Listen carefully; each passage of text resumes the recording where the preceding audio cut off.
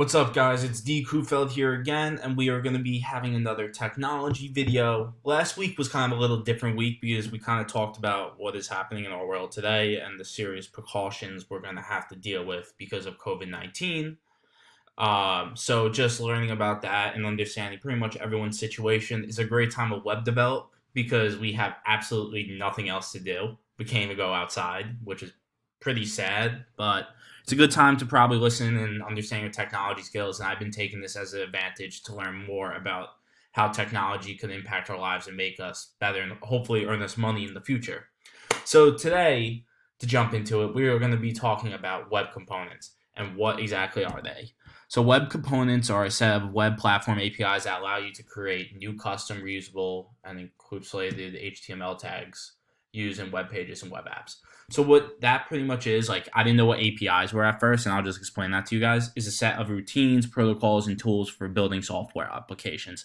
So it's pretty much a new way to build software applications. It kind of came up, I would say, in 2011.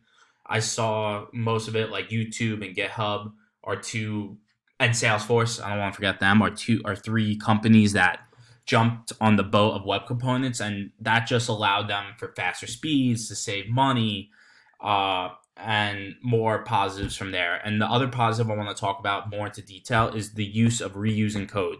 This really wasn't something that we saw that much in the past, but the ability to reuse code saves tons of time and tons of money and could be done at tons of locations. So I'm just going to give you an example of reuse code. Like, I love to play some video games, and if you guys ever heard of the video game NBA 2K, it's a basketball game, and each year it goes 2011, 2012, 2013 with updated rosters and updated players, and that game is all built, I'm guessing, on reusing code because you don't want to build a whole new video game worth tons of gigabytes. You want to take the old code from the old game and just make a couple of tweaks. So that's another way of web components and development working. So now I'm just going to get into web components and the four main specifications of it.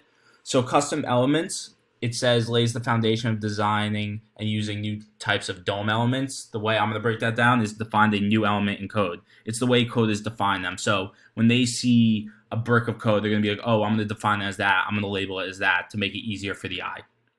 Shadow DOM defines how to use encapsulated style and markup in web components. That's pretty much just a subtree of DOM elements. It's pretty much taking a bunch of code and just making it smaller to organize it and make it clear for the eye. ES modules defines the inclusion and reuse of JS documents in standards-based, modular, and performant ways. That pretty much is how code works with modules. First time code geared towards working with modules. So it's just like, hey, like, we have all these types of charts. How is this code going to work with that? Because that really wasn't something they idolized and specificized back in the day before web components was created.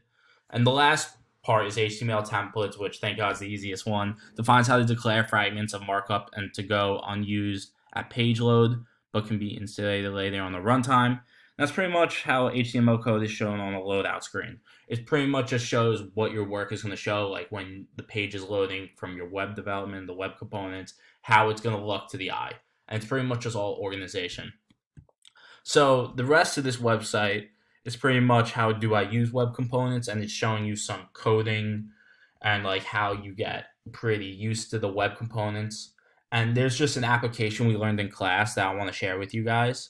It's called Lit Element, and it pretty much is just an application that goes through the form. If you really want to learn how this works, I did this last week, just went through it. And you could literally just click on, you launch the code editor, and you could just copy and paste your way in just to get a good understanding of, hey, what is web components and why it's so vital and why are we constantly doing it. So it pretty much shows you the create, properties, logic, event, style. And that's pretty much all I want to talk about for today. So I just want to say thank you guys for listening in today. Definitely learned about web components. It's an awesome tool that I'm very happy I kind of got to learn. I wish you guys a safe week. Stay inside. I know it's crazy times out there. And if you have any questions at all, you could definitely write me on my YouTube channel. D. Krufeld is out.